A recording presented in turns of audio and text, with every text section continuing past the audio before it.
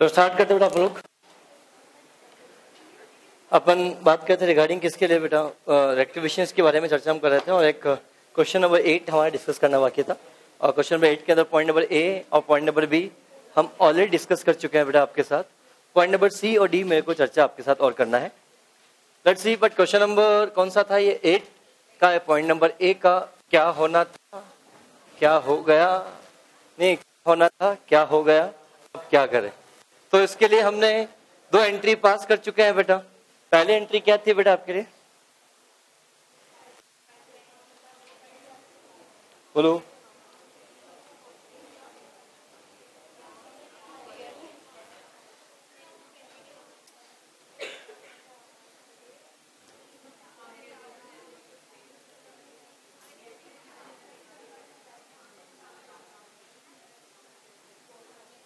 Freight account debit to cash ₹4,000।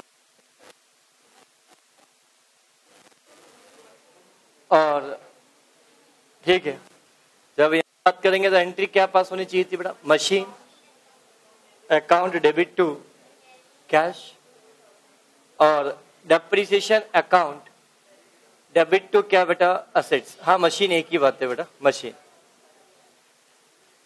Amount कितना बेटा, 4,000। यहाँ कितना बेटा, 400।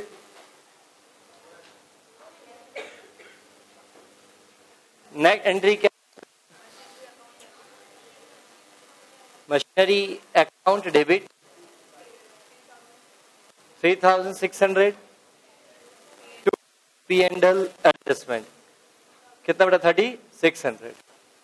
क्या है पॉइंट, सभी को अच्छे से क्लियर है। पॉइंट नंबर बी के बारे में जब आप लोगों से बात करते हैं तो पॉइंट नंबर बी में हमने एंट्री क्या कर दी बेटा, पार्टी अकाउंट डेबिट टू क्या बेटा, सेल ₹26,000। और आपने डेप्रिसिएशन भी पूरे साल भर का चार्ज कर दिया होगा फर्नीचर के ऊपर बेटा, कितना, 4,500।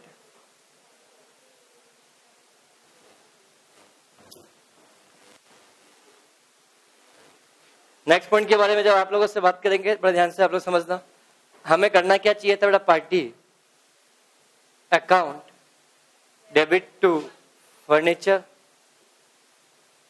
और P&L अकाउंट डेबिट करना था 26,000, 1,000, 27,000 और depreciation account debit to furniture 3,000 और 3,000। Is it clear. Net entry क्या पास होगी बेटा पे,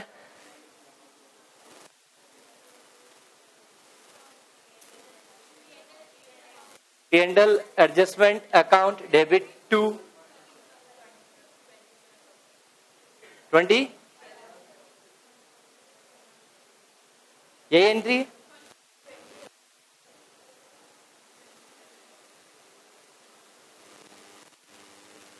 पॉइंट सभी को अच्छे से क्लियर है। और एक एंट्री और है, यस कौन सी, furniture account debit to P&L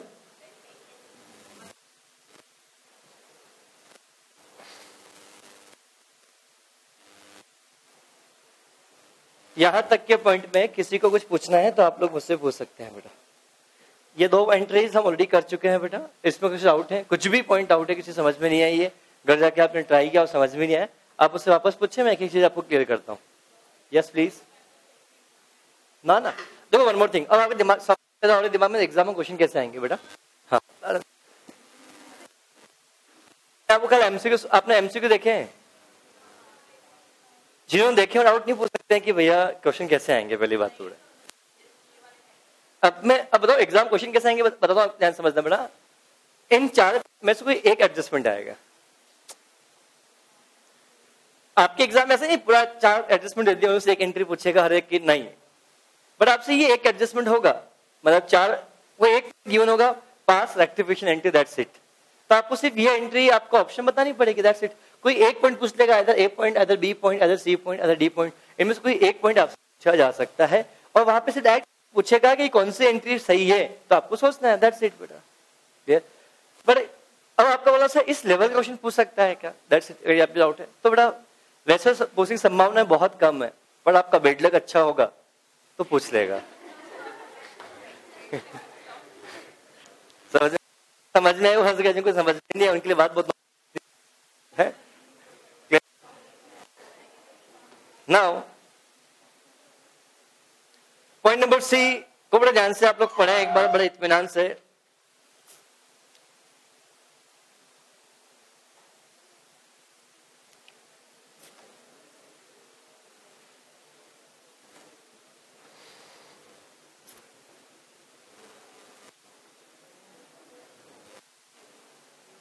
मैं कुछ क्वेश्चंस के जवाब देना, आपको बहुत मजा आएगा। सोचना, समझना और जवाब देना। एकदम जवाब मत देना। मैं फिर बोल रहा हूँ बेटा, मेरा आज का 2 क्वेश्चन है बेटा, उसमें पॉइंट नंबर सी का जो पॉइंट पढ़ाऊंगा ये पॉइंट बहुत ही अच्छा होगा, बड़े ध्यान से आप लोग समझना। मैं बोलूँ इंस्टेंट जवाब मत देना, प्लीज सोचना, क्वेश्चन थोड़ा सा ट्रिकी होगा बेटा। प्रीपेड रेंट हो या प्रीपेड इंटरेस्ट हो, प्रीपेड इंश्योरेंस हो, क्वेश्चन सुनना, खत्म नहीं अभी तक है। प्रीपेड जो भी आइटम होगा, चाहे लेट एग्जांपल इस क्वेश्चन में क्या गिवन है, प्रीपेड रेंट, इसी की बात करते हैं। क्या प्रीपेड रेंट आपकी असेट से? अरे मैंने बोला क्वेश्चन तो सुनो पहले। मेरा क्वेश्चन आपकी ये है, आपके लिए ये है कि प्रीपेड रेंट क्या आपके लिए असेट्स है या आपके लिए लायबिलिटी? अरे सुनना क्वेश्चन, मैं बोल रहा हूँ क्वेश्चन बोल रहा हूं तो कुछ क्वेश्चन घुमाऊंगा मैं, थोड़ा सा ट्विस्ट है क्वेश्चन के अंदर। प्रीपेड रेंट क्या आपके लिए असेट्स है या आपकी लायबिलिटी? अगर असेट्स है तो कौन से ईयर के लिए, एक्सपेंस या असेट्स है या लायबिलिटी है, एक्सपेंसेस है या इनकम? प्लीज ध्यान समझना। एक वर्ड बोला बेटा मैंने आपके लिए, कोई भी प्रीपेड आइटम है, बड़े ध्यान से समझना। क्या प्रीपेड रेंट क्या आपके लिए असेट्स है या आपके लिए एक्सपेंसेस या ये आपके लिए लायबिलिटी है या ये आपके लिए इनकम? ये 2 चीज तो आपको पता ही नहीं है। हमें तो ये भी पता है कि असेट्स ही है, एक्सपेंसेस नहीं है। तो मेरा आप लोगों से यहाँ पे क्वेश्चन ये है आप लोगों से, क्या प्रीपेड रेंट क्या आपका एक्सपेंसेस हो सकता है? क्या prepaid rent can be expenditures? If yes तो for which year? If no then what? ऐसा क्या सिचुएशन होगी? दैट्स इंपॉर्टेंट पॉइंट्स, पर ध्यान से समझना इस बात को। मेरा आप लोगों से ये बोलना है कि प्रीपेड रेंट आपके दिमाग में फिट बैठा हुआ है कि प्रीपेड रेंट मतलब always assets. Answer is no. Prepaid assets है तो वो आपके लिए असेट्स भी हो सकता है, वो आपके लिए एक्सपेंसेस भी हो सकता है। सर कैसे? सुनो ध्यान से। क्या ये आपका एक पूरा अकाउंटिंग पीरियड है? लेट्स एग्जांपल में ये आपका अकाउंटिंग पीरियड है 2017 2018 एक अकाउंटिंग पीरियड है, एंड 2018 एंड 19 एक आपका अकाउंटिंग पीरियड है। से एग्जांपल मैं आप लोगों से यहाँ बात करता हूं कि आप हर साल प्रीमियर्स के लिए रेंट का पेमेंट करते हो, बोलो हाँ है ना? तो से एग्जांपल ये आपका अप्रैल से लगाकर मार्च है, तो पूरे साल का मतलब 12 मंथ के लिए आपने रेंट का पेमेंट किया। बट आपके मकान मालिक ने आपको बोला कि या मकान मालिक ने आपको बोला कि हमें काम करो 2 महीने का एडवांस में हमें रेंट पे कर दो, फ्यूचर में एडजस्ट कर लेंगे। तो आपने इस साल टोटल 14 मंथ का आपने क्या किया, रेंट का पेमेंट किया। पर देखा जाए तो 12 मंथ तो इस साल का, 2 मंथ तो नेक्स्ट ईयर का। तो ये 12 मंथ का आपने पे किया, ये आपका एक्सपेंसेस है, और 2 मंथ का जो आपने पे किया ये प्रीपेड आपके लिए क्या बन गया, रेंट बन गया। बोलो। अब जब मैं अगले पॉइंट के बारे में आप लोगों से यहाँ बात करता हूँ, अगले पॉइंट के लिए बात करता हूँ, अगले साल फिर पूरे 12 महीने का समस्या आएगी बेटा। तो मुझे बताओ 2 महीने तो अप्रैल और कौन से बेटा मई, तो क्या इन अप्रैल 2 ये महीने हैं, इसके बाद ये बच्चे कितने महीने बेटा, 10 मंथ आपके लिए बच्चे बेटा। My question is that in 10 rent का पेमेंट करोगे, पर 2 मंथ का रेंट का पेमेंट आप नहीं करोगे। क्योंकि आपका पास प्रीपेड रेंट रखा हुआ था। तो क्या प्रीपेड रेंट इस साल के लिए बेसिकली क्या था बेटा आपके लिए? असेट्स था। तो ये इस साल के लिए क्या बन गया बेटा आपके लिए? बेटा असेट्स। तो इस साल के लिए अल्टीमेटली यही चीज आपके लिए क्या बन गई बेटा आपके लिए? एक्सपेंसेस बन गए। क्या इस बात को एग्री करते हो? बोलो हाँ है ना। क्योंकि वो खर्चा इस साल का था तो इस साल रिकॉर्ड होना चाहिए था, तो हम इस साल खर्चा रिकॉर्ड करेंगे, इस साल असेट्स रिकॉर्ड करना चाहिए था।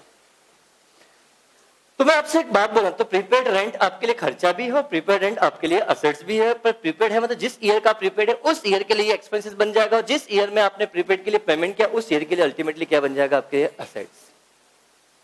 शायद ये बात मैं इतना एक एक चीज बार बार मैंने बोली तो आपने फोकस किया। अगर ये बात मेरे समझाने से पहले हमने फोकस कर लिया होता तो शायद आप में से कोई एक व्यक्ति सिर्फ का इधर बच। कैसे बात करते हैं, बड़ा ध्यान से आप लोग समझना। तो क्या मुझे बताओ, क्या जब मैं इस साल लेट एग्जांपल में रेंट का खर्चा रिकॉर्ड करूंगा, इस साल जब रेंट का खर्चा रिकॉर्ड करूंगा तो बट ऑब्वियस सी बात मैंने 14 मंथ का रेंट का पेमेंट किया, बट पीएनडल में कितने मंथ का जाएगा? 12 मंथ का या पूरे 14 मंथ का?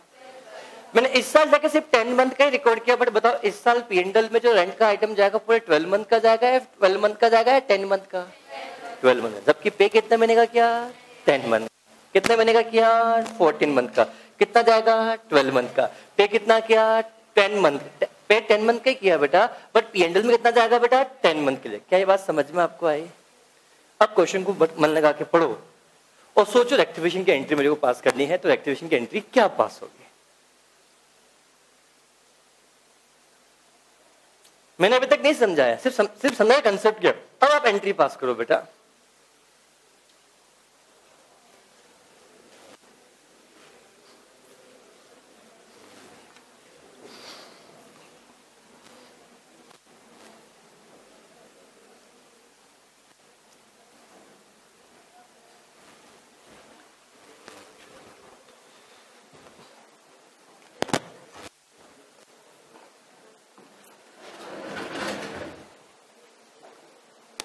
खुश?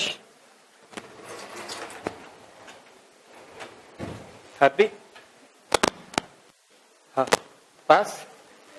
गलत है ना? कितना बेटा? अगर किसी क्वेश्चन के लिए पीछे सिल्क है तो बेटा दम है बेटा। और पता है मैं आपको फिर बोलूंगा बेटा, जितना टफ क्वेश्चन उतना आसान उसका सॉल्यूशन, ये हमेशा ध्यान रखना बेटा। है देखना समझना, मैं बस समझाऊंगा क्वेश्चन को, क्या क्वेश्चन बोलना चाह रहा है। आपको प्रीपेड रेंट का कुछ बैलेंस था, कितने रुपए का बेटा आपके पास? 5,000 रुपए का। उसको ब्रॉड फॉरवर्ड किया, ब्रॉड फॉरवर्ड करना आप भूल गए, नहीं क्या? ब्रॉड फॉरवर्ड मतलब क्या? आपने सीडी तो कर दिया होगा बेटा, बोलो। नेक्स्ट ईयर से एग्जांपल है बोलता, ये 2016-17 है और ये 2017-18 है। तो बेटा यहां पे तो क्या, यहां पे तो ब्रॉड फॉरवर्ड तो इस ईयर के लिए किया जाएगा? बोलो हाँ है ना। मतलब आपने इस साल तो क्लोजिंग में लिखा, बट इस साल आपने ओपनिंग में नहीं लिखा। तो मेरा आप लोगों से बोलना है कि इस साल अगर लिखना चाहिए था तो आप डेबिट करते या क्रेडिट करते?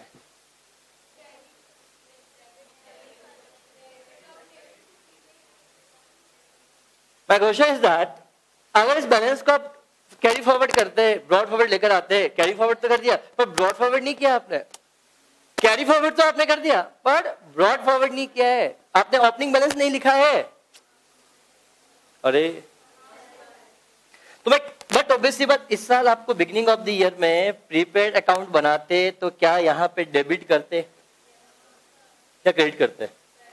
क्या प्रीपेड अकाउंट आप बनाते तो प्रीपेड रेंट अकाउंट आप करते, तो बट ऑब्वियसली बात है कि यहाँ पे टू बैलेंस बीडी लिखते हैं। कितने रुपए का रेंट है? क्या ये लिखना ही भूल गए? लिख दिया, लिख दिया, ओमिटेड लिखा है बेटा। क्वेश्चन ध्यान से पढ़ो, क्वेश्चन ने क्या लिखा है ध्यान से पढ़ो। क्वेश्चन क्या लिखता है नहीं, the item of prepaid rent ₹5,000 was omitted to be brought forward. मतलब ब्रॉट फॉरवर्ड लिखने से है आप भूल गए, मतलब आपको प्रीपेड रेंट अकाउंट में डेबिट करना चाहिए था, बट आपने इसको लिखा ही नहीं। ओमिटेड का मतलब क्या, भूल गए या लिख दिया? भूल गए। क्या लिखना चाहिए था? सही मायने में देखा जाए तो आपको यहां पर टू बैलेंस बीडी करना चाहिए था। अमाउंट कितना? 5,000 करना चाहिए था। मतलब आपको बट ऑब्वियस सी बात है, इसकी अगर आप एंट्री पास करते तो एंट्री क्या पास करते हैं? मतलब ओपनिंग बैलेंस को ट्रांसफर करने की एंट्री क्या पास होती है? असेट, जो भी डेबिट बैलेंस को debit debit debit debit debit, जितने भी क्रेडिट बैलेंस को credit credit credit credit, balancing figure आएगा था कैपिटल। अगर कैपिटल पे गिवन है तो हमें कुछ करने की आवश्यकता ही नहीं है, वो एंट्री हमेशा टैली होगी। अरे हाँ है ना, ये बात मैंने आपको बेसिक चैप्टर में पढ़ा चुका था आप लोगों को। मेरा आप लोगों से बोलना है, तो अगर आप एंट्री पास करते हैं तो एंट्री क्या पास करते हैं बेटा? Prepaid rent account debit. आप भाई साहब ने क्या किया, यहाँ कुछ लिखा ही नहीं है, मतलब आपने तो कुछ डेबिट ही नहीं किया। और क्या ये एंट्री जो पास डेबिट हम करेंगे ये नेक्स्ट ईयर में होगा या सेम ईयर में होगा? नेक्स्ट ईयर, बोलो हाँ है ना। अरे गलती की जो बात करें वो नेक्स्ट ईयर की बात करें बेटा। अब तो मुझे एक्टिवेशन करने के लिए मैं जाऊंगा तो एंट्री क्या पास करूंगा बेटा? Prepaid rent account debit to suspense. क्यों डेबिट करना था? डेबिट कर दो। क्रेडिट करने के लिए कुछ भी with the help of the suspense account.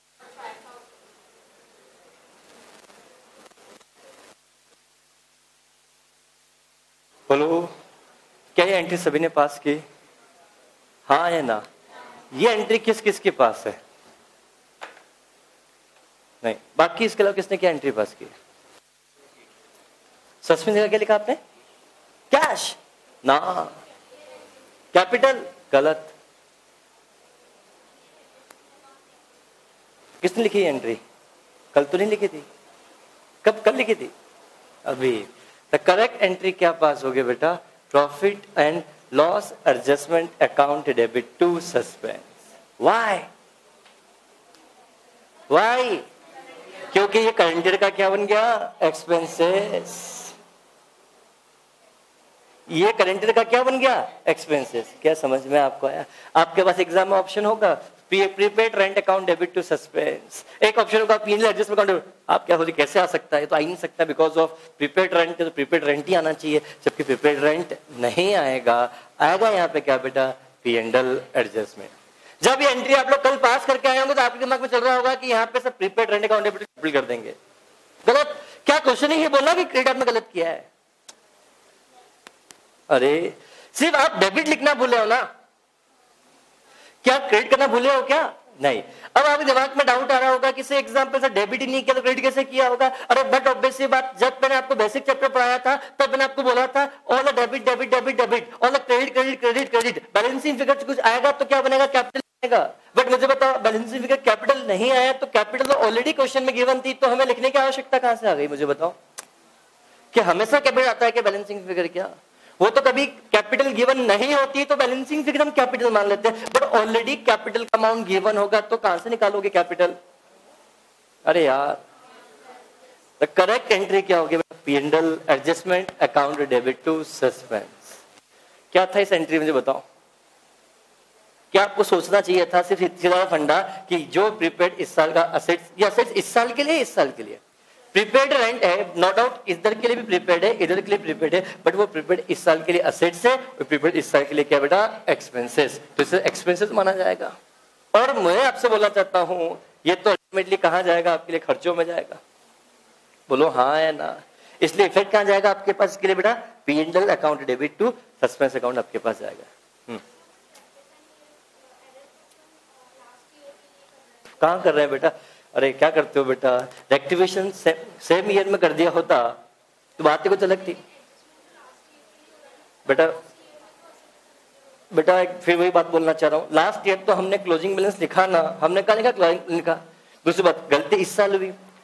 तीसरी बात, मुझे बताओ गलती 3 साल पुरानी, 3 साल बाद रेक्टिफाई करोगे? रेक्टिफिकेशन आज करोगे?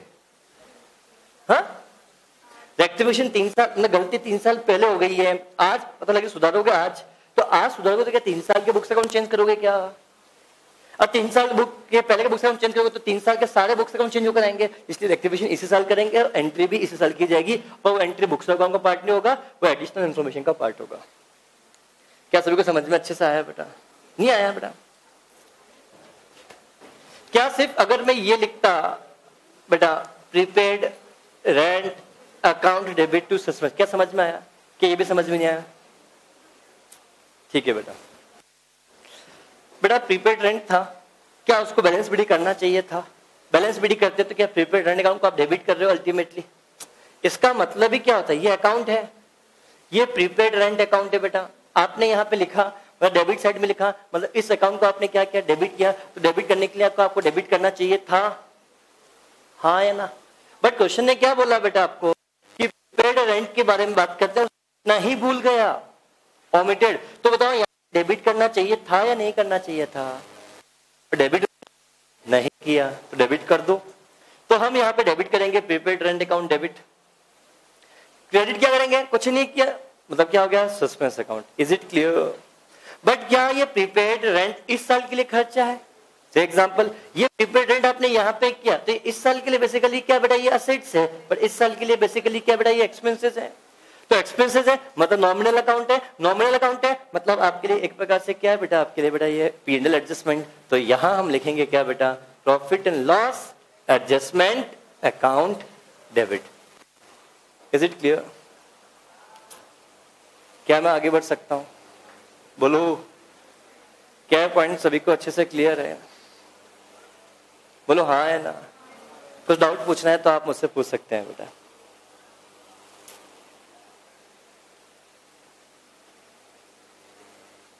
क्या पॉइंट सभी को अच्छे से क्लियर है? Important points, the point number C. ये पॉइंट कल समझा जाता है बेटा तो होश उड़ जाते बेटा, क्योंकि ऑलरेडी 2 पॉइंट खतरनाक पड़ चुके थे बेटा आपके पास। अब बताओ पॉइंट का सॉल्यूशन कितना आसान है? मुझे बताओ। कुछ भी नहीं है, बट फंडामेंटल आप क्लियर हो गए तो आपके लिए आसान है ना? बोलो हाँ है ना? Now come to point number D.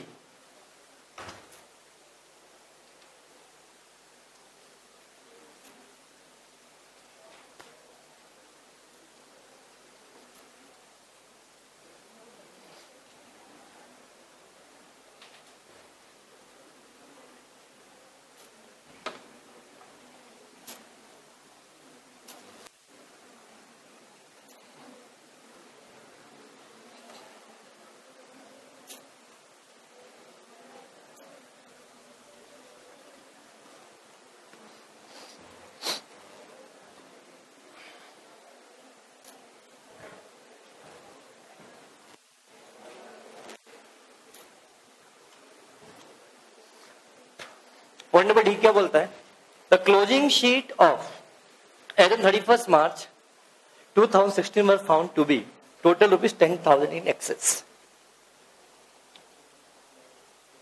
मतलब लास्ट ईयर की गलती है, पकड़ में कब आई? इस साल। बोलो, लास्ट ईयर की गलती है, पकड़ में कब आई बेटा? इस साल पकड़ में आई। तो एक बात बताओ, आपके पास जो भी स्टॉक था, तो क्या लास्ट ईयर का क्लोजिंग स्टॉक इस साल का ओपनिंग स्टॉक बना होगा? बनी बात है। क्वेश्चन बोले ना बोले इस बात से फर्क नहीं पड़ता। तो मैं आपसे बोलना चाहता हूं कि लास्ट ईयर का क्लोजिंग स्टॉक था, व्हाटएवर द एक्स अमाउंट, जितने भी रुपए का अमाउंट था, इस बात से अपन को फर्क नहीं पड़ता। मान लो जितने का भी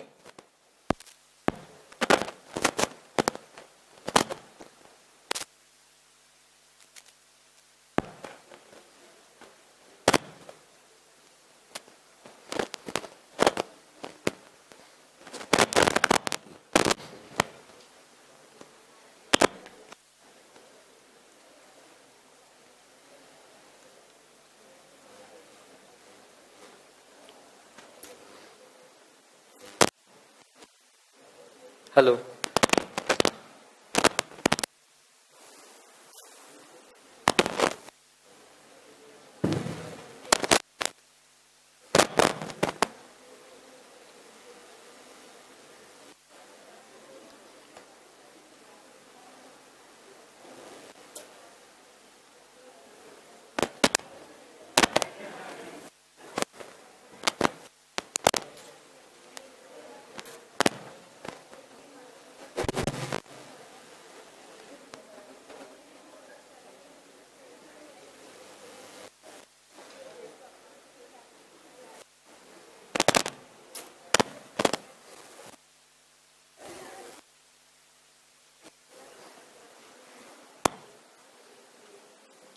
हम यहाँ पे बात करें रिगार्डिंग किसके लिए, पर ध्यान समझना, क्या स्टॉक की बात करें, क्लोजिंग स्टॉक में कुछ गलती हुई तो बट ऑब्वियस सी बात हो गलती निकली,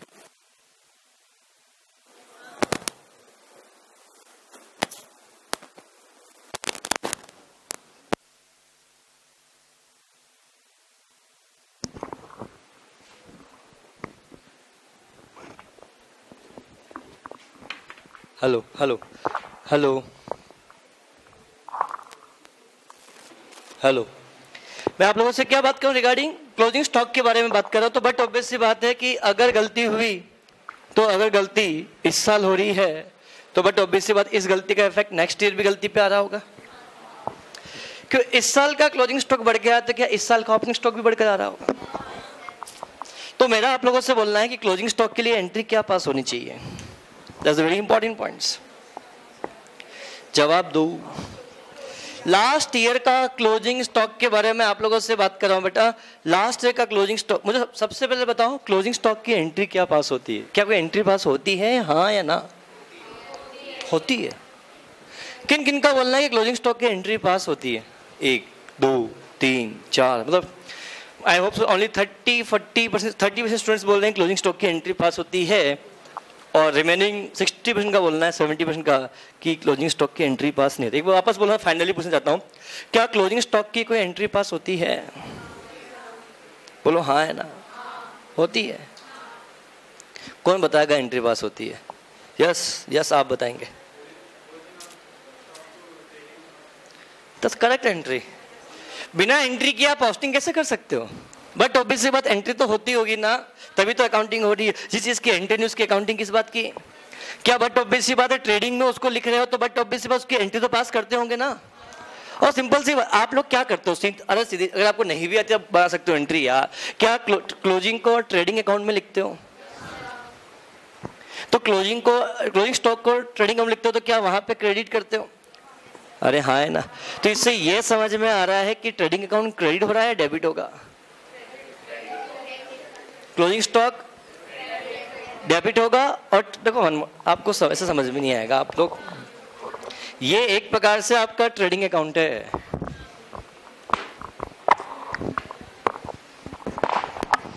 ये एक प्रकार से आपका कौन सा अकाउंट है बेटा? ट्रेडिंग अकाउंट है। ये आपका P&L है, तो आप बाय क्लोजिंग स्टॉक यहां लिखते हो। तो मैं आपसे बोलना चाह रहा हूं, यहां पे आप लोग क्या समझते हो सर, क्लोजिंग स्टॉक क्रेडिट हुआ, जो समझते सबसे बड़ा नालायक है। अरे क्रेडिट तो ट्रेडिंग अकाउंट हुआ है, अगर ये यहाँ पे क्रेडिट हो रहा है तो कहीं ना कहीं जाके क्या हो रहा होगा बेटा? डेबिट हो। तो डेबिट कहाँ पे हो रहा होगा बेटा? स्टॉक अकाउंट के अंदर। तो बताओ आपको एंट्री क्या पास करनी चाहिए थी बेटा? Closing stock account debit to trading. कितने अमाउंट से बेटा? लेट एग्जांपल एक्स अमाउंट, मतलब 2 लाख रुपए से अमाउंट से एंट्री पास करनी चाहिए थी। बट आप लोगों ने क्या किया? और वन मोर थिंग, क्या क्लोजिंग स्टॉक का बैलेंस किसी अकाउंट से निकाला होगा या कोई शीट आप निकाली होगी? आपने क्या किया? वैल्यूएशन किया होगा, फिजिकल वेरिफिकेशन किया होगा, आपके बिजनेस में जितना भी स्टॉक है, गोडाउन है, जितने भी जहां पे माल उन सबका वैल्यूएशन किया होगा। तो ये इन सभी जगह को एक कागज पे लिख कर उसको शीट बोलते हैं। उस शीट का वैल्यूएशन किया तो जब आप सभी स्टॉक का, आपके पास बहुत सारी कैटेगरी का स्टॉक रखा था, ABCDEFGHIJ, सारा स्टॉक रखा हुआ था। इन सभी स्टॉक को हमने क्या किया था? टोटल किया। क्या किया बेटा? टोटल किया। जब टोटल किया था, टोटल आना चाहिए था 2 लाख, पर आपने टोटल कितना किया बेटा? 2। तो आपने एंट्री क्या पास की बेटा? Closing stock. बट ऑब्वियसली बात है, अब आपके टोटलिंग वहां गलत की तो बेटा सब कुछ गलत हुआ होगा। आपने यहाँ पे ट्रेडिंग में भी क्या लिखा होगा बेटा? आपने 2,10,000। अब एक बात बोलता हूँ, जो रटने वाले उनके लिए समस्या अब यहाँ पे। अब आप बोलोगे सर इफेक्ट तो एक जगह ही होना चाहिए, 2 जगह क्यों होना चाहिए? क्योंकि सर जब आप सेल्स बुक की बात करते हो, सेल्स बुक के अंदर तो आप ऐसा ही करते थे, टोटलिंग तो एक गलती एक जगह। मैंने क्या बोला? जो रटने वाले उनके लिए समस्या है, जो फंडामेंटल पढ़ा समस्या नहीं। इसको मैं लिंक करता हूं, ध्यान समझना इस बात को बड़ा। 1 मिनट के लिए मान लो कि से एग्जांपल ये आपने सेल्स बुक बनाया, सेल्स बुक, यहां पे पार्टी का नाम आ रहा है ABCD, 10,000, 90,000, 60,000, 70,000, टोटल कितना आ रहा है? टोटल कितना आ रहा है? I hope so 2,30,000। कितना आ रहा है? 2,30,000 आ रहा है। बोलो हाँ है ना? तो बताओ इसके लिए आपने एंट्री क्या पास की होगी? अगर आप एंट्री पास करते हैं, सेल्स है तो entry A account debit, B account debit, C account debit 2, ये 10,000, 90,000, 60,000, 70,000 टू सेल 2,30,000। क्या पॉइंट सभी को अच्छे से क्लियर है? अब मैं आप लोगों से एक बात बोलना चाहता हूं इसी के साथ साथ, बट ऐसे ही आपने क्या किया होगा, आपने अपने बिजनेस की पूरी स्टॉक की शीट मेंटेन की होगी बेटा। जितना भी आपके पास गुड्स रखा हुआ है, इस गुड्स के लिए आपने स्टॉक की क्या मेंटेन कर रखी होगी बेटा? एक शीट मेंटेन करके रखी होगी इस चीज के बारे में। तो आपके पास पी कैटेगरी के गुड्स, आर कैटेगरी के गुड्स, एस ऐसे गुड्स रखे हुए। इस गुड्स की वैल्यू कितनी? 10,000, चलो 1,10,000। इसकी वैल्यू 3 लाख रुपए, चलो 2 लाख। इसकी वैल्यू लेट एग्जांपल यहाँ बोलते हैं यहाँ पे 20,000, 30,000, 40,000, 50,000 और 60,000। क्या ये कैटेगरी गुड्स है? कितना हुआ बेटा? 2 लाख रुपए की कैटेगरी गुड्स है बेटा। टिक टिक मत करो पेन के साथ। एक बात बताओ, क्या इसकी कोई एंट्री पास होगी? क्या इसकी कोई एंट्री पास होगी? क्या P account debit, P stock account debit की ऐसे डेबिट कुछ करोगे क्या? कुछ भी नहीं होगा। आप ये जो आएगा इसकी हेल्प से आप एंट्री पास करोगे। क्या बेटा? Closing stock. या लिखोगे सिर्फ कौन सा बेटा? Stock account debit. टू क्या आपके पास बेटा? आपके पास ट्रेडिंग कितने से करोगे बेटा? 2 लाख रुपीज से। बोलो हाँ है ना? अगर आप टोटलिंग में यहाँ पे 2 लाख की जगह यहाँ पे 2,70,000 कर देते तो यहाँ एंट्री कितने से पास होती बेटा? 270 से ही डेबिट, 270 से ही होता, या 270 यहाँ लिखते हैं या 2 लाख लिखते हैं? बोलो अब समझ में आया? आप लोग समझ, गलती तो एक साइड क्यों नहीं? क्योंकि आपके दिमाग में फिट बैठा हुआ सेल्स बुक होता है तो वहां तो एक जगह इंपैक्ट देते हैं। अरे सबसे पहले देखो ट्रांजैक्शन कौन से नेचर का है, रेक्टिफिकेशन नहीं। मुझे बताओ, जब यहाँ एंट्री करते हो तो यहाँ पे आप टोटलिंग करते हो तो उस समय आप पर्टिकुलर अकाउंट डेबिट करते हो, पार्टी का अकाउंट डेबिट करते हो, बट यहाँ पे करते हो। बट यहाँ पे पार्टी थोड़ी है क्या? ये तो डिफरेंट कैटेगरी ऑफ गुड्स है। अगर आपके बिजनेस में मान लो 1000 कैटेगरी गुड्स है तो 1000 अकाउंट डेबिट करोगे क्या? Is not the practical possible. ऐसा होता ही नहीं है सबसे पहली बात तो यार। बोलो हाँ है ना? तो बताओ यहां से जो स्टॉक निकल के आता है, इस स्टॉक से हम डबल एंट्री पुट करते हैं। एक जगह आप क्लोजिंग स्टॉक, एक जगह आपके पास बेटा कहां पर? ट्रेडिंग के अंदर।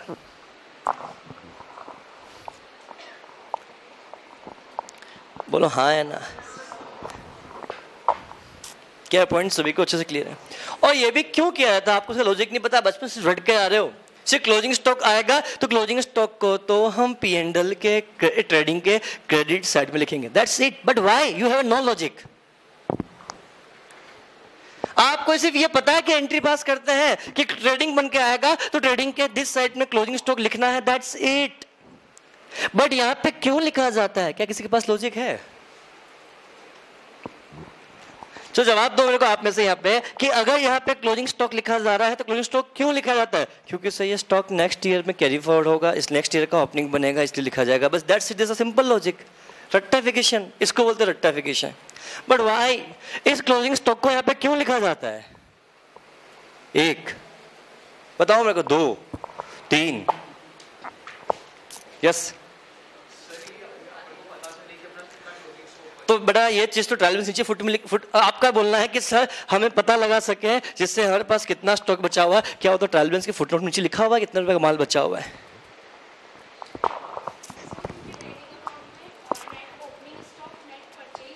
ये इक्वेशन नहीं। ट्रेडिंग अकाउंट में net opening plus purchase minus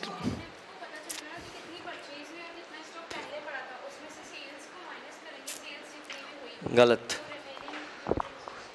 आपका बोलना है कि अच्छा, आपका ये बोलना है कि सर ओपनिंग स्टॉक लिखेंगे प्लस परचेज लिखेंगे प्लस डायरेक्ट एक्सपेंसेस और लिखेंगे, ये भी बोल देता हूँ। फिर यहाँ लिखेंगे सेल्स, बच्चा हुआ क्लोजिंग स्टॉक। बेटा क्लोजिंग स्टॉक कभी भी ट्रेडिंग अकाउंट से नहीं निकलता, अभी जीपी भी आया है यहाँ पे, यहाँ जीपी लिखोगे। और सबसे पहले बात बोलता हूँ, ओपनिंग स्टॉक कुछ है ही नहीं आपके पास। एक मिनट में बोलता हूँ आप लोगों को, आपका बोलना है sir opening stock plus purchase plus direct expenses plus GP less sales that will be balancing with closing stock. 100% wrong answer. Let example, मेरा फर्स्ट ईयर बिजनेस है यार, मेरा फर्स्ट ईयर बिजनेस, मेरे पास ओपनिंग स्टॉक है ही नहीं, तो क्या मैं कभी निकाल नहीं पाऊंगा क्लोजिंग स्टॉक? क्या परचेज माइनस कर देंगे। चलो मैं आपकी बात पे खड़ा रहता हूं, आपने बोला सर परचेज में से सेल्स को माइनस कर देंगे क्लोजिंग स्टॉक। क्या मैं आपसे बोल जाता हूं आपने 5 लाख में माल परचेज किया, समझना, आपने 5, बड़ा सभी लोग ध्यान सुनना, ये इतनी सारी बेसिक बातें कोई नहीं बताएगा आपको जीवन के अंदर। फिर बोल रहा हूं मैं आप लोगों को, बेटा इतनी बातें मैं खुद डाउट्स इसलिए बोल देता हूं कि बिकॉज ये सारे डाउट्स थे मेरे जीवन के, किसी ने क्लियर नहीं किए अभी तक। मैं फिर बोल रहा हूं, ये डाउट्स मेरे भी कभी हुआ करते थे, किसी ने क्लियर नहीं किए। किताबों में सोचोगे, पढ़ोगे, टेक्निकल नॉलेज रखोगे, अगर प्रैक्टिकल नॉलेज रखोगे, फंडामेंटल पढ़ोगे तो चीजें क्लियर हो पाएगी। सो सिंपल ईमानदार बताओ, 5 लाख के अंदर मैं आपसे बोलता हूं कि लेट एग्जांपल आपने 2000 क्वांटिटी का माल परचेज, कोई 2000 का, तो बताओ एक क्वांटिटी का माल परचेज किया, तो बताओ 5 लाख रुपए में 2000 क्वांटिटी माल परचेज किया, बोलो हाँ है ना? कितना हुआ बेटा? 5 लाख डिवाइड बाई 2000 करो, कितनी क्वांटिटी? एक पर यूनिट कितने रुपए में कमाया? 250 रुपीज फॉर ईच यूनिट। अरे हाँ है ना? आपने इसमें से 1200 क्वांटिटी को सेल कर दिया। आपको इसे समझ में आ रहा है कि 250 रुपए पर यूनिट है मेरे पास।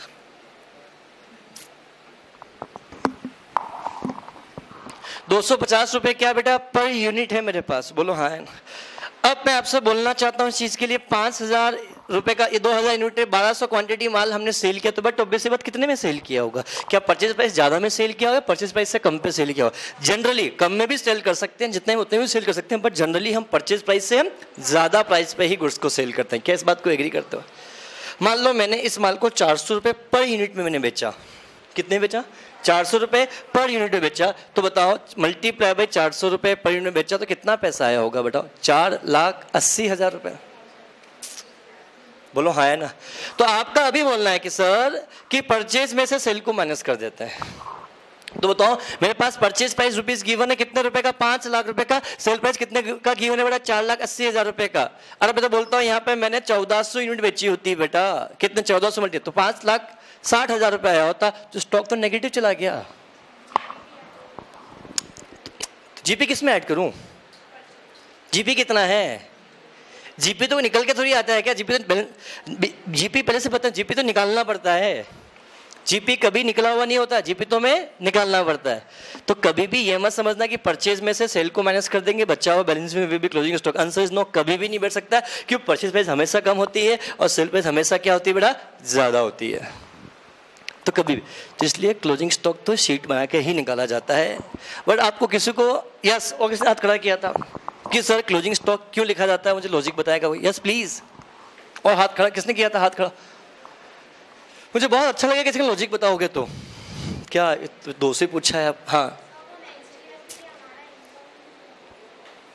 स्टॉक कभी इनकम कैसे हो सकता है?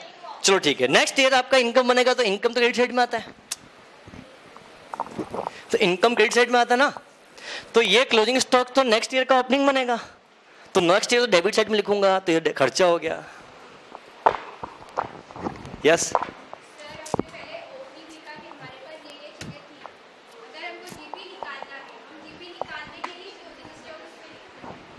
मेरे पास ओपनिंग स्टॉक है ही नहीं, तो क्लोजिंग स्टॉक भी नहीं, तो जीपी निकलेगा नहीं। आपका ये बोलना है कि सर जीपी निकालने के लिए हमें क्लोजिंग स्टॉक लिखना पड़ता है। सारा माल मैंने परचेज किया, सारा माल बिक गया, तो क्लोजिंग स्टॉक कुछ है ही नहीं, तो जीपी निकलेगा नहीं। तो अभी तो आपने बोला जीपी निकालने के लिए क्लोजिंग स्टॉक लिखना पड़ता है, और नहीं होगा तो नहीं लिखना पड़ेगा। तो फिर इसका मतलब ये बात तो हो गया, बिना क्लोजिंग स्टॉक लिख के भी हम जीपी निकाल सकते हैं? नहीं यार बेटा, मैं थोड़ा सोचने का समय देता हूँ आप लोगों को, मंडे तक का समय देता हूँ आप लोगों को, आप पता करके आए अपने हिसाब से बेटा, फिर जवाब मैं आपको लॉजिक दूंगा इस लॉजिक के साथ। ऐसा नहीं कि मुझे आता नहीं, मैं भी मंडे ढूंढ के कहीं पे आऊँगा फिर बताऊँगा, ऐसा नहीं है बेटा। सो मैं आपसे बोलना चाहूँगा आप लोग ट्राई करके आने का कि क्लोजिंग स्टॉक क्यों लिखा जाता है ट्रेडिंग अकाउंट, इसका लॉजिक आपको पता होना चाहिए। क्लियर?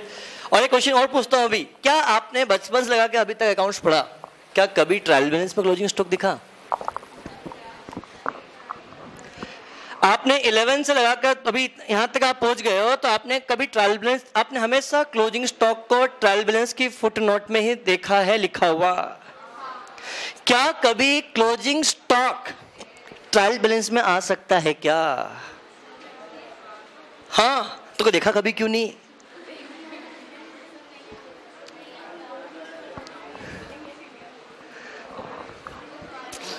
बेटा दो क्वेश्चन पूछे हैं मैंने, जब नेक्स्ट बिजनेस में मिलेंगे तब आपसे पूछूंगा बेटा। नहीं आराम से, थोड़ा बहुत नहीं बताओ तो पूरा बताओ, बाकी नहीं। मेरे दो क्वेश्चन है आपसे बेटा, पूछना अपने सीनियर से, कोई बताया तो बहुत अच्छा लगेगा, आपको हर कोई बता भी नहीं पाएगा। सबसे पहले जिसके फंडामेंटल बहुत अच्छे स्ट्रांग होंगे वही तो इन दो क्वेश्चन जवाब दे पाएगा एक साथ। क्लोजिंग स्टॉक क्यों लिखा जाता है, पहली बात ट्रेडिंग में।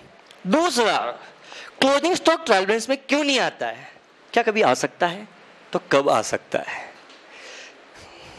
आपने बचपन से अभी तक देखा नहीं, पर मैं इस बात को प्रूव कर दूंगा जब मिलूंगा। तो क्लोजिंग स्टॉक ट्रायल बैलेंस में आ सकता है, इनफैक्ट आता है, आपको पता नहीं है।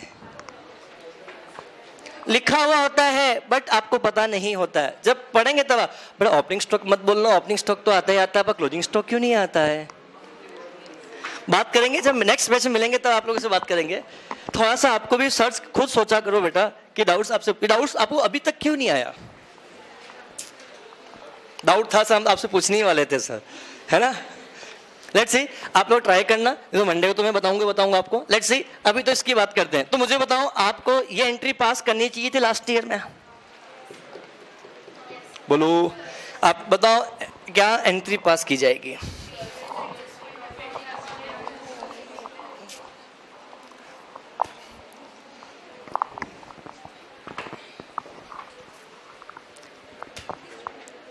अब मैं आपसे बोलना चाहता हूं क्या एंट्री पास की जाएगी एक्टिवेशन की?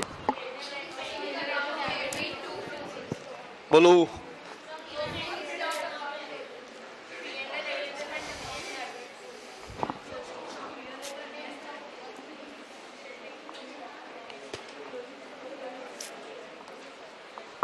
जवाब दो, एंट्री क्या पास होगी?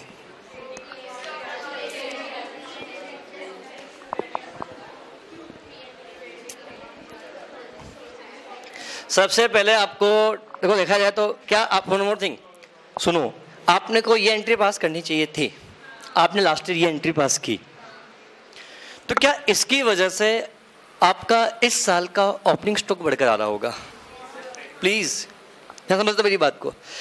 आपने क्या किया, आपने ये एंट्री पास की तो आपने इस ईयर का क्लोजिंग स्टॉक बढ़ा दिया, तो नेक्स्ट ईयर का आपका ओपनिंग स्टॉक बढ़कर आ रहा होगा, हाँ या ना? दूसरा, तो आपने नेक्स्ट ईयर में ओपनिंग में एंट्री क्या पास की होगी, मुझे बताओ। बोलो, entry trading account debit to, आपने ये एंट्री पास की। बोलो, ये एंट्री पास की ट्रेडिंग अकाउंट डेबिट टू, तो आपका ओपनिंग स्टॉक कितने से बढ़कर आ रहा है?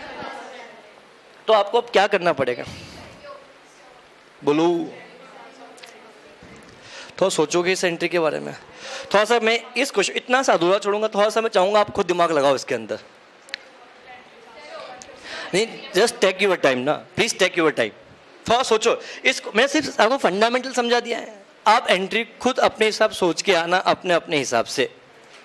मैं इसके जवाब भी आपको उस एंट्री के साथ ही जब समझाऊंगा तो उसके साथ ही आपको मैं अच्छे से क्लियर करूंगा। क्या पॉइंट सभी को क्लियर है? अरे यार, क्वेश्चन समझ में आया थोड़ा बहुत? आपको क्या है, आपको दो एंट्री में लिख दिए, इससे करेक्ट एंट्री क्या पास होगी, इस चीज के बारे में अपन को यहाँ पे आपको समझना है। कल आप लोग मुझे बताएंगे। यस प्लीज बेटा। नहीं नहीं नहीं,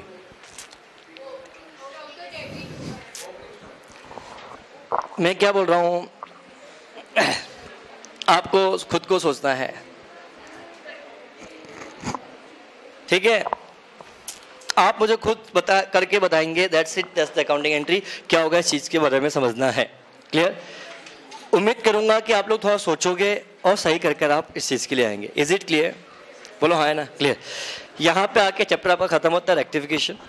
बट इसके साथ मेरे को आपको अब थ्योरी पॉइंट ऑफ व्यू पे मैं एक पॉइंट और पढ़ाना है बेटा। इधर बातचीत नहीं, एक पॉइंट मुझे और समझाना है बेटा, टाइप्स ऑफ एरर, जिसके लिए एग्जाम में थ्योरी क्वेश्चंस बहुत पूछे जाते हैं, इसलिए हमको पढ़ाना है आप लोगों को। बट इसके बिना भी हमने पूरा चैप्टर पढ़ लिया, चैप्टर का क्वेश्चन आपसे बन गया। क्लियर? जबकि आप लोग पहले पढ़ते हो, सबसे पहले आप पढ़ते हो टाइप्स ऑफ एरर, समझते हो, ये समझते हो, हमें इन सबको बिना समझे भी हम कर सकते हैं। तो मैं एक चार्ट बनाऊंगा आप लोगों के लिए, और चार्ट आप लोगों को भी बनाना है।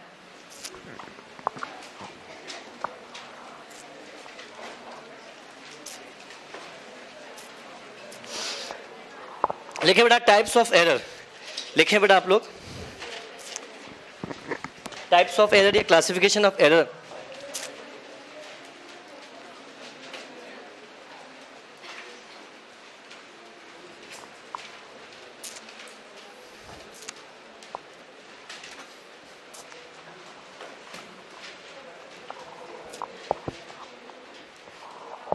मैं आपसे बात करना चाह रहा हूँ टाइप्स ऑफ एरर के बारे में बात कर रहा हूँ। एरर कितने टाइप्स की होती है ध्यान समझना बेटा। 2 टाइप्स की एरर होती है। पहला प्रिंसिपल एरर,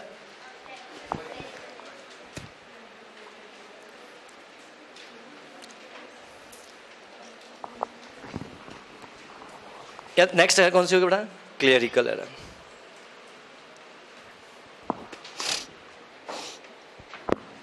टू टाइप्स की एरर होती है बेटा, पहला क्लेरिकल एरर और दूसरा कौन सा आपके पास? Principal error.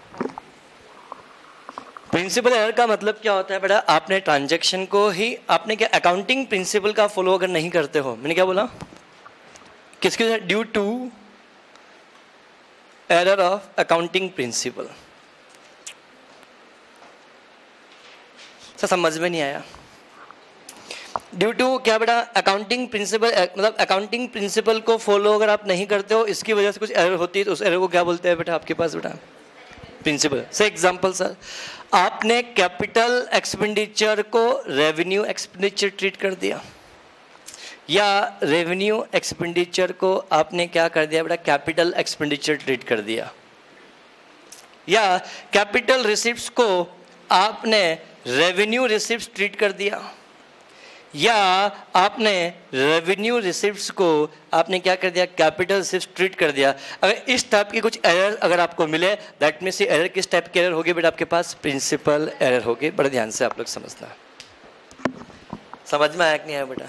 ये ना आपको हिंट दे दिया अकाउंटिंग प्रिंसिपल, मतलब जो खर्चा जिस नेचर का था उस नेचर को ट्रीट ना कर, उसको अलग नेचर का आपने ट्रीट कर दिया, उसको हम क्या बोलेंगे बेटा? प्रिंसिपल एरर कहा जाता है। Is it clear? जो भी अकाउंटिंग प्रिंसिपल्स उनको फॉलो आपने नहीं किया। नेक्स्ट पॉइंट की बात करता हूं बेटा, error, clerical error basically 3 types की होती है बेटा। एरर ऑफ कमीशन, ओमिशन,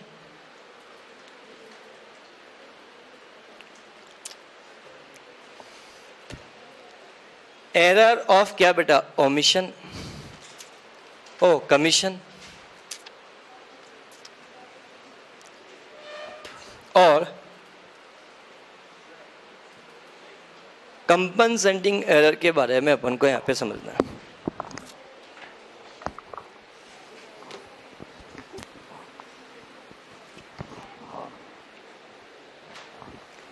और इसके अंदर बेसिकली बस फर्दर 2 टाइप्स के होते हैं बेटा। फुल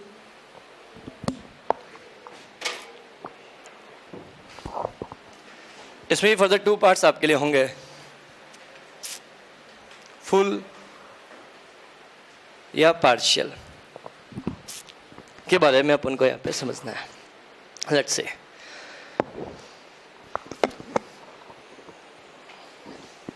देखो बेटा, ध्यान समझना एक एक पॉइंट को, प्लीज पहले लॉजिकल समझना इस पॉइंट को बेटा। आप पहले लॉजिकल समझना, चीजें आपको बहुत ज्यादा आसान लगेंगी आपको। हम बात करें एरर ऑफ ओमिशन की बात करें, फुल पार्शियल कमीशन, इन चीज के बारे में अपन यहाँ बात करें। ओमिशन मतलब क्या होता है? भूलना। कमीशन मतलब ये ना कमीशन खाने वाली एरर नहीं है, यहाँ समझना बेटा। समझना, अगर आप किसी चीज को लिखना ही भूल जाते हो, लिखना था लिखना भूल गए, उसे क्या बोलेंगे? ओमिशन। लिखना या तो डेबिट साइड में भूले या फिर क्रेडिट साइड, दोनों में से किसी एक साइड में भूल गए तो पार्शियल। डेबिट लिखना भी भूल गए, क्रेडिट करना भी भूल गए, वो क्या बन जाएगा? Full omission. बहुत सिंपल सा फंडा है 2 लाइन के अंदर, और 1.5 क्वेश्चन एग्जाम में आते हैं इसके ऊपर। बोलो है ना? Is the type of the clerical error. अरे हाँ है ना। एरर ऑफ कमीशन, लिखा गलत अमाउंट से लिखा, उसे बोलेंगे एरर ऑफ कमीशन। लिखना था 6000, लिख दिया 600। आपने डेबिट भी किया, क्रेडिट भी किया, बट गलत अमाउंट से डेबिट करना, गलत अमाउंट से क्रेडिट करना, जिससे क्या बनेगा? Error of commission. क्या समझ में आपको आया? The last point is that compensating error के बारे में आप लोगों से बात करता हूँ। इस चार्ट में से किसी एक के ऊपर क्वेश्चन एग्जाम पूछेगा, ये बात तो तय है, आना ही है, इसमें कोई डराए वाली बात नहीं है। अब बात करते हैं किस लिए कंपनसेटिंग एरर के बारे में आप लोगों से हम बात करेंगे। तो कंपनसेटिंग एरर का मतलब क्या होता है? अगर कोई गलती आपने की और फ्यूचर में गलती आपने और की, जिसकी वजह से पुरानी गलती को आपने छिपा दिया, एक गलती की वजह से दूसरी गलती छिपती है, तो इस गलती को क्या बोलेंगे बेटा? कंपनसेटिंग एरर कहा जाएगा। ऐसा समझ में नहीं आया? आपने एक गलती की, 2000 रुपए से कम डेबिट किया, और बाद में 2000 से आपने क्या किया? कम क्रेडिट भी कर दिया। आपने एक एंट्री में 2000 से ज्यादा डेबिट किया, तो दूसरी एंट्री में 2000 ज्यादा क्रेडिट कर दिया, तो गलती छिप गई ना। अरे मैं आपको वापस रिपीट कर रहा हूं, कोई गलती ऐसी की जिसकी वजह से एक गलती आप कर चुके हो, ये रोक के, तो दूसरी गलती ऐसी गलती की जो पुरानी गलती को छुपा देती है, तो उस गलती को क्या बोलेंगे बेटा? कंपनसेटिंग एरर कहा जाएगा। मैं वापस रिपीट कर रहा हूं, मान लो 10,000 आपने कम डेबिट किया, ये रोक के, तो बट ऑब्वियस सी बात है, ये तो तय हो गया कि फ्यूचर में 10,000 का बैलेंसिंग फिगर तो आएगा डेबिट साइड में। बट आपने क्या क्या, अभी 10,000 कम डेबिट किया, गए गए गए, अगले महीने जाके 10,000 आपने कम वापस क्या कर दिया? क्रेडिट कर दिया। तो क्या 10,000 से डेबिट का लोचा आ रहा था, 10,000 से क्रेडिट भी क्या आ गया? लोचा आ गया। मतलब लोचा मतलब प्रॉब्लम आई। अरे हाँ है ना। तो गलती छुप गई, एक गलती कर चुके हो, दूसरी गलती कही, और दूसरी गलती ऐसी गलती की जिससे पुरानी गलती आपकी क्या हो जाए बेटा? छुप जाए। उसको बेसिकली क्या कहा जाता है बेटा? आपके पास कंपनसेटिंग एरर कहा जाएगा। अरे हाँ है ना। These are types of error. That's it. This is 100% end of the chapter. इसके बाद, इसके अलावा चैप्टर में कुछ भी आपका नहीं बचा। बहुत समझ में आपको आया बेटा? कल संडे है, मैं उम्मीद करूंगा नोट्स आप लोग पढ़ेंगे अच्छे से। नोट्स में जितनी भी थ्योरी वो आप लोग पढ़ेंगे, उसके सारे इलस्ट्रेशन आप सॉल्व करेंगे, और जब परसों जब अपनी मुलाकात होगी तो मैं एमसीक्यू के लिए आपसे मुलाकात में आपके साथ करूंगा। आज के लिए इतना ही। Thank you, have a good day.